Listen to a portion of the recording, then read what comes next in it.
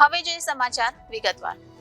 અમદાવાદના જાસપુર ખાતે નિર્માણાધીન વિશ્વના સૌથી ઊંચામાં ઊંચા એટલે કે 504 ફૂટ જગતજનની માં ઉમિયાના મંદિર વિશ્વ ઉમિયા ધામ ખાતે સંસ્થાના ટ્રસ્ટીઓ, હોદ્દેદારો અને કાર્યકર્તાઓનું શનિવારે ભવ્ય સ્નેહ મિલન કાર્યક્રમનું આયોજન કરવામાં આવ્યું હતું.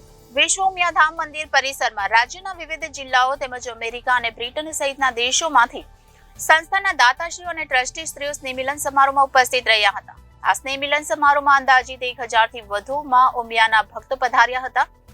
સ્નેહ મિલન કાર્યક્રમમાં વિશ્વ ઉમિયા ધામના વૈશ્વિક સંગઠનને મજબૂત બનાવવા અને પાટીદાર સહિત તમામ વર્ગના લોકો સુધી સંસ્થાની સેવાઓ પહોંચાડવાનો સંકલ્પ લેવાયો હતો.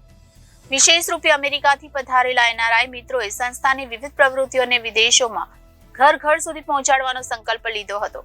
આ પ્રસંગે કાર્યકર્તાઓ અને ટ્રસ્ટીશ્રીઓને સંબોધન કરતા વિશ્વ ઉમિયા ધામના પ્રણેતા એવં પ્રમુખ શ્રી આર.પી. પટેલે દાતાશ્રીઓને પણ માર્મિક ટકોર કરી હતી.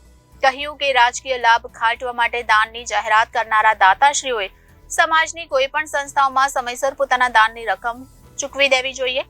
વધુમાં તેઓએ વિશ્વ ઉમિયા સુરક્ષા કવચથી 5000 લોકોને સુરક્ષિત કરવા માટે સંકલ્પ લેવડાવ્યા હતા.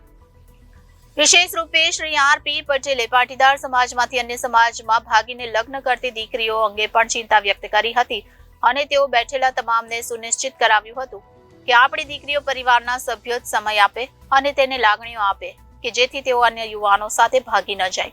મહત્વપૂર્ણ છે કે વિશ્વ ઉમિયા ધામના સંકલ્પને પરિપૂર્ણ કરવા સંગઠનના તમામ કાર્યકર્તાઓએ પણ એક સુરે તમામ કાર્યને પૂર્ણ શક્તિથી પૂરા કરવા કટિબદ્ધતા દર્શાવી હતી. Bureau report Janadesh news, Ahmedabad.